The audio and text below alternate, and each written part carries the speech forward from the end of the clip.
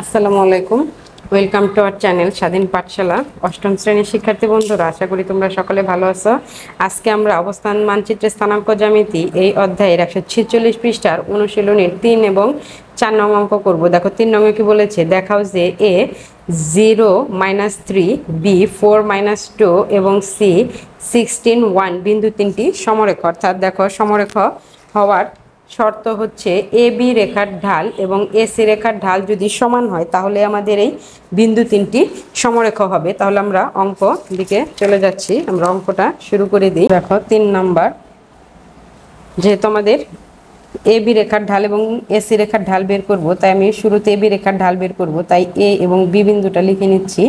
এ হচ্ছে 0 -3 আর বি হচ্ছে 4 -2।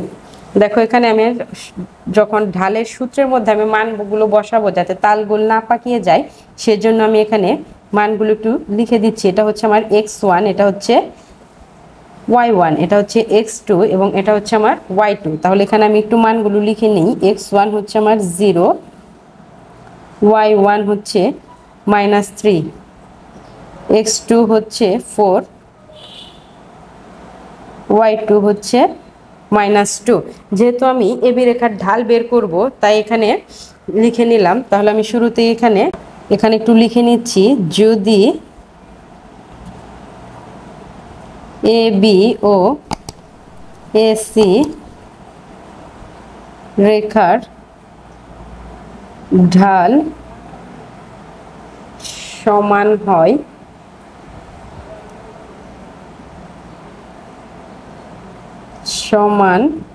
হয় তবে এ বি সি বিন্দু তিনটি সমরেখ হবে। বিন্দু তিনটি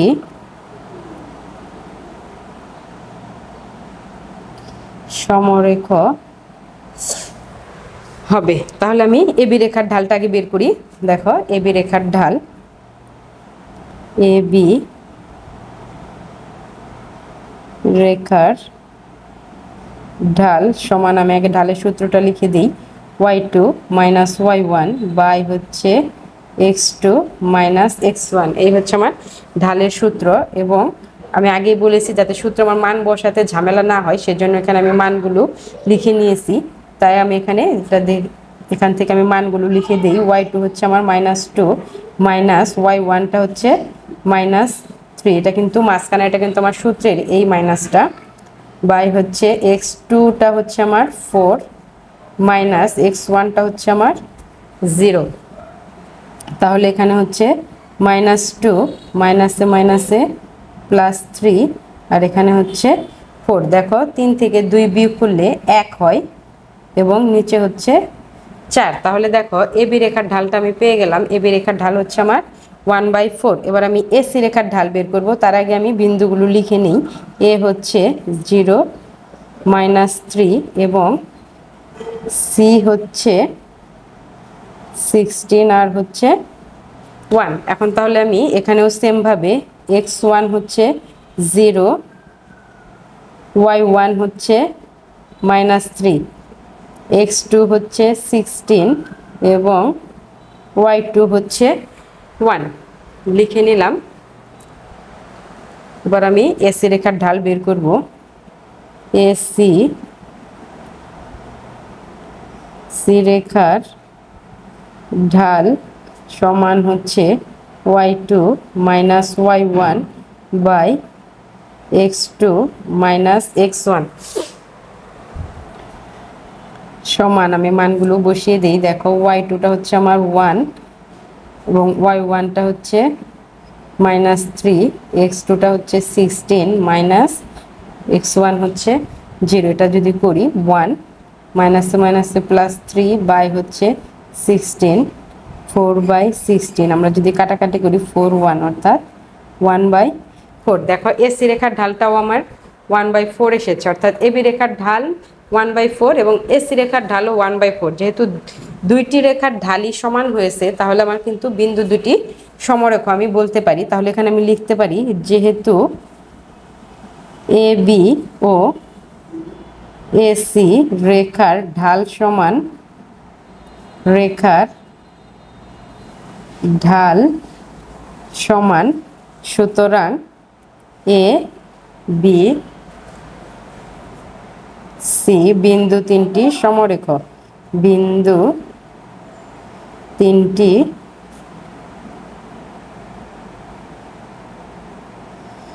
সমরেখ, এটা আমাকে এখানে দেখাতে বলা হয়েছে। দেখো আমার অঙ্কটা কিন্তু হয়ে গেছে। এই হচ্ছে আমার 3 নং অঙ্কটা। এখানে কিন্তু আমার দেখো বলেছে যে বিন্দু তিনটি সমরেখ, এটা এবং এটা কিন্তু আমি করে ফেলেছি। আমার বিন্দু তিনটি কিন্তু যেহেতু ঢাল সমান হয়েছে, তাই আমার বিন্দু তিনটি সমরেখ। এটাই হচ্ছে আমার অঙ্ক। 3 নং অঙ্কটা শেষ হয়ে গেল। এবার আমি 4 নং অঙ্কে চলে যাব। দেখো 4 নং অঙ্কটাও কি বলেছে, A 1 - 1 B T 2 C T square comma T plus 3 বিন্দু তিনটি সমরেখ হলে টি এর সম্ভাব্য মান নির্ণয় করো। অর্থাৎ টি এর সম্ভাব্য মান আমাদের বের করতে হবে এবং এখানে বলা আছে বিন্দু তিনটি সমরেখ। আমরা কিন্তু 3 নং অঙ্কটা করেছি, সেমভাবেই করব। অর্থাৎ এ বি রেখার ঢাল এবং এসি রেখার ঢাল আমরা বের করব। আগে বের করার পরে যেহেতু সমরেখা বলেছে, তাহলে এবি রেখার ঢাল এবং এসি রেখার ঢাল অবশ্যই সমান হবে। সমান দিয়ে আমরা সমাধান করে টির মানটা বের করে ফেলবো। এবার তাহলে আমরা 4 নং এ চলে যাচ্ছি। 4 নং দেখো, আমি আগে প্রথমেই এবি রেখার ঢাল বের করব, তাই এ এবং বি বিন্দুটা আমরা লিখে নেব 1 - 1 এবং বিটা হচ্ছে টি এবং 2। দেখো এখানে এই 1টা হচ্ছে আমার x1, এই 1টা হচ্ছে আমার y1, এই টিটা হচ্ছে আমার, আচ্ছা এভাবে না লিখে আমি একটু লিখেই দিই। x1 হচ্ছে এখানে 1, y1 হচ্ছে -1, x2টা হচ্ছে আমার টি এবং y2টা হচ্ছে 2। তাহলে এখন আমি এবি রেখার ঢালটা বের করব। এবি রেখার ঢাল, রেখার ঢাল সমান y2 মাইনাস y1 বাই হচ্ছে x2 মাইনাস x1। আমি এখানে মানগুলো বসিয়ে দিই। দেখো y2টা হচ্ছে আমার 2 মাইনাস y1টা হচ্ছে -1, x2টা হচ্ছে আমার t এবং x1টা হচ্ছে 1। আমরা বসিয়ে নিলাম। তাহলে 2 মাইনাসে মাইনাসে +3 বাই মাইনাসে মাইনাসে +1 আর নিচে হচ্ছে t -1 সমান, দেখো এটা করলে হয় 2 আর 1 3 আর নিচে হচ্ছে t -1। তাহলে এবি রেখার ঢালটা আমরা পেলাম 3/t -1। এবার আমরা এসি রেখার ঢাল বের করব। তার আগে এ এবং সি বিন্দুটা আমরা লিখে নিই। এ হচ্ছে 1 - 1 এবং সিটা হচ্ছে টি স্কোয়ার কমা টি প্লাস 3। এই হচ্ছে আমার সি বিন্দু। এখানেও আমি সেমভাবে লিখে নিই। x1 হচ্ছে 1, y1 হচ্ছে -1, x2টা হচ্ছে টি স্কোয়ার এবং y2টা হচ্ছে টি প্লাস 3। আমি লিখে নিলাম। এবার আমি সূত্র দিয়ে মানগুলো বসিয়ে দিব। অর্থাৎ এসি রেখার ঢাল, এসি রেখার ঢাল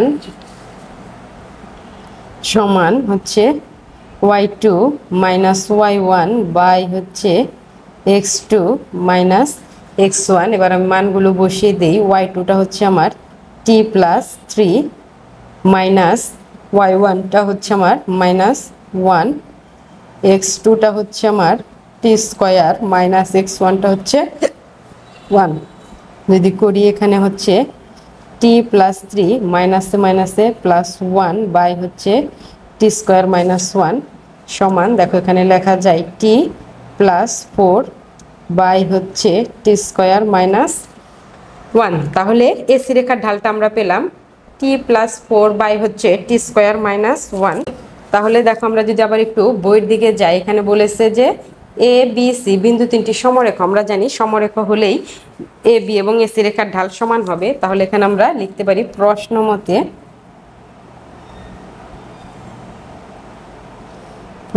মতে এ বি রেখার ঢাল সমান হচ্ছে এসি রেখার ঢাল। যেহেতু দুইটি রেখার ঢালই আমার বের করা আছে, আমি ঢালটা বসিয়ে দিব। দেখো এবি রেখার ঢালটা হচ্ছে 3/t-1, অর্থাৎ এখানে লিখবো 3/t-1 সমান, এবং এসি রেখার ঢালটা হচ্ছে t+4 বাই হচ্ছে t²-1। এবার তাহলে আমরা একটু আড়াআড়ি গুণ করে দিই এইটার এটা, তাহলে 3t²-1 আর এখানে হয় t+4 t-1 যদি করি, দেখো এবার আমরা 3 দিয়ে গুণ করে দিই। 3t² - 3 সমান, এখানে যদি করি t², t দিয়ে গুণ 1 কে গুণ করলে -t, আবার 4 দিয়ে t কে গুণ করলে 4t, প্লাস মাইনাসে মাইনাস, 4 আর 1 গুণ করলে 4। এবার আমি সবগুলো এক পাশে নিয়ে আসবো। 3t² - 3 -t², যেহেতু পাশে প্লাস আছে পাশে এসে মাইনাস হবে, মাইনাস আছে পাশে এসে প্লাস টি, প্লাস আছে -4t, মাইনাস আছে পাশে এসে +4 সমান হচ্ছে 0। বা দেখো 3t থেকে একটা টি বাদ দিলে হয় হচ্ছে 2t², আর এখানে দেখো 4 থেকে একটা বাদ দিলে হয় 3t, অর্থাৎ -3t। 4 থেকে 3 বাদ দিলে 1 হয়, অর্থাৎ +1 সমান হচ্ছে 0। এবার আমরা একটু মিডল টার্ম করি, মানে উৎপাদকে বিশ্লেষণ করব। 2 আর 1, 2 আর 1 গুণ করলে 2 হয়, এবং দেখো মিডল টার্ম করতে গেলে এই 2কে আমাদের ভাঙিয়ে 3 করতে হবে, অর্থাৎ এমন দুটি সংখ্যা নিতে হবে যাতে গুণ করলে 2 হয়, এবং ওই একই সংখ্যা যোগ করলে যাতে যোগ অথবা বিয়োগ করলে যাতে 3 হয়। তাহলে আমরা যদি 2 আর 1 নিই, দেখো 2 আর 1 গুণ করলে কিন্তু আমাদের 2 হয়, আবার 2 আর 1 যদি আমরা যোগ করি তাহলে কিন্তু আমাদের 3 হয়, অর্থাৎ এখানে আমি লিখতে পারি 2t²। দেখো এখানে আমি একটু ভেঙে দেখিয়ে দিচ্ছি, আমরা নিচ্ছি হচ্ছে 2 আর 1। দেখো এই যে 2 আর 1 যদি গুণ করি তাহলে আমাদের 2 হচ্ছে, আবার এখানে কিন্তু আমাদের -3 লাগবে, তাই এখানে আমরা মাইনাস দেব দুটোর আগে যাতে মাইনাস হয়। মাইনাস মাইনাস প্লাস হয়ে যাবে, +2, এবং দেখো -2 আর -1 করলে কিন্তু আমাদের -3 হচ্ছে। তাহলে এখানে আমরা দেব হচ্ছে -2t -t+1 সমান হচ্ছে 0, বা এখানে 2t কমন নিলে হয় t-1, এখানে -1 কমন নিলে হবে t-1 সমান হচ্ছে 0। দেখো এটা একই, তাই আমরা এটা কমন নেব, t-1 কমন, এবং হচ্ছে 2t-1 সমান হচ্ছে 0। দেখো একাধিক রাশির গুণফল যদি 0 হয় তাহলে তাদেরকে আমরা আলাদা আলাদাভাবে 0 লিখতে পারি, অর্থাৎ t-1 সমান 0 এবং 2t-1 সমান হচ্ছে 0। আমি একটু এখানেই এই অঙ্কটা করে শেষ দেবো, এই পাশে চলে আসছি।